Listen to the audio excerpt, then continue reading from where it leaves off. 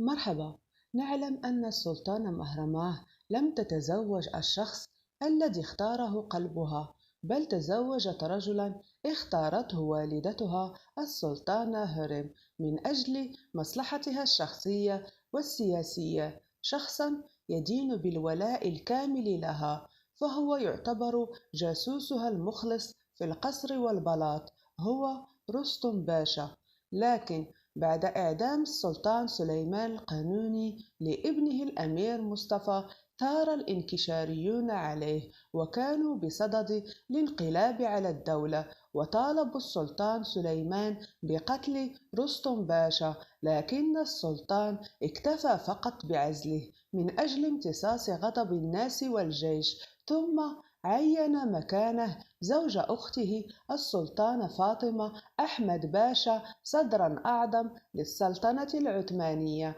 لكن الأخير لم يبقى طويلا في منصبه، إذ تآمرت عليه السلطانة هرم ورستم باشا، ولفقوا له تهمة الفساد والرشوة، وتمكنوا من إقناع السلطان بإعدامه هو الآخر، ليعود بعدها رستم باشا صدرا أعظم للدولة مرة أخرى. وللمفارقة، فإن رستم باشا كان من أكبر الفاسدين الذين مروا على الدولة العثمانية، إذ كان يتلقى الرشاوى والهدايا من رجال الدولة من أجل تعيينهم في مناصب أعلى، وكذلك كان يعتمد على المحسوبية والزبونية في اختيار الولاة وأعيان الدولة، إذ كان يعطي الأولوية للمقربين منه والمخلصين له، وبذلك فقد كون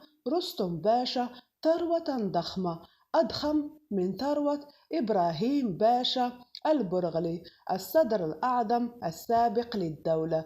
وتتألف هذه الثروة من عشرات القصور وآلاف العبيد والجواري وملايين القطع الذهبية ومئات المصاحف المكتوبة بماء الذهب ومئات المزارع التي تحتوي على آلاف الخيول والأحصنة. وهذه الأشياء جعلت السلطان سليمان يبدأ في التحقيق بسرية عن مصادر أموال وثروة رستم باشا، وساعدته في ذلك ابنته وزوجة رستم السلطانة مهرماه، المعروف عنها أنها لم تكن سعيدة أبدا في زواجها من رستم باشا. لذلك بدأت مهرماه توسوس لوالدها عنه وعن فساده وأخطائه ومؤامراته. فمثلا خطتها مع والدتها السلطانة هرم للإطاحة بالأمير مصطفى وتزوير ختمه بمساعدة رستم باشا نسبت الجريمة كلها لرستم باشا، وأيضا الافتراءات والأكاذيب التي كانت تنقلها السلطانة هرم عن الصدر الأعظم وصديق طفولة السلطان سليمان إبراهيم باشا البرغلي نسبتها السلطانة مهرماه كلها لرستم باشا، بأنه هو من كان يوصلها للسلطانة هرم ويقنعها بصدقها، مما تسبب في إعدام السلطان سليمان لإبراهيم باشا. وهكذا تمكنت السلطانة مهرماه من زرع بذور الشك في نفس السلطان سليمان من ناحية الوزير الأعظم رستم باشا، لأنها لم تستطع التخلص منه بالحسنى، أرادت أن يقوم السلطان بقتله، لأنها في ذلك الوقت يقال أنها وقعت في الحب وطلبت منه الانفصال وديا، لكنه رفض وصار يهددها بفضح أسرارها وأسرار والدتها للسلطان سليمان، بأنها ووالدتها سبب مقتل أخوها الأمير مصطفى، وأنها ساعدت في تزوير ختمه.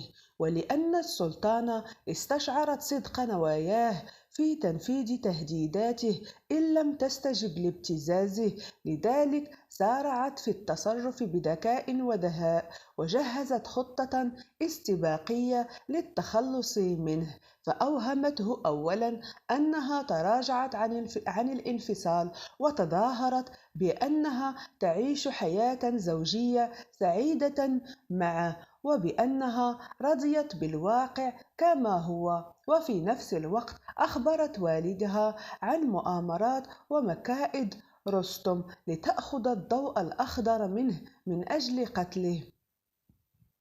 وبحسب الخطة الجهنمية التي أعدتها، عندما كان رستم باشا يجلس مع السلطان مهرماه في جناحها بهدوء وسكينة، فجأة دخل عليهما مجموعة من الأغوات الصم البكم، وقاموا بخنقه أمامها حتى الموت. وقد اختارت أن يقتلوه في جناحها، لأن الباشا كان يدخل عندها دائما من دون أسلحته، وبذلك تسهل المهمة على فريق الإعدام.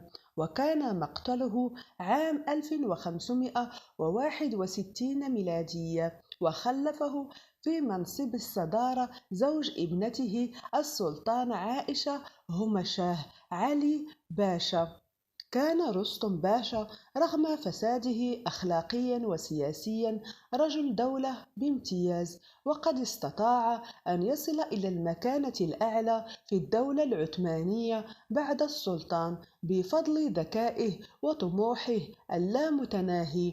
فقد استطاع أن يتدرج من سايس خيول في الباب العالي إلى صهر السلطان سليمان والصدر الأعظم لأكبر إمبراطورية إسلامية في التاريخ، وذلك بفضل إخلاصه الشديد للسلطان هرم وطاعته العمياء للسلطان سليمان القانوني، وهي الصفة الأكثر قربا إلى قلب السلطان، والتي كان يتمنى أن تكون في جميع أولاده ورجال دولته حتى يتمكنوا من كسب ثقته المطلقة مثل رستم باشا.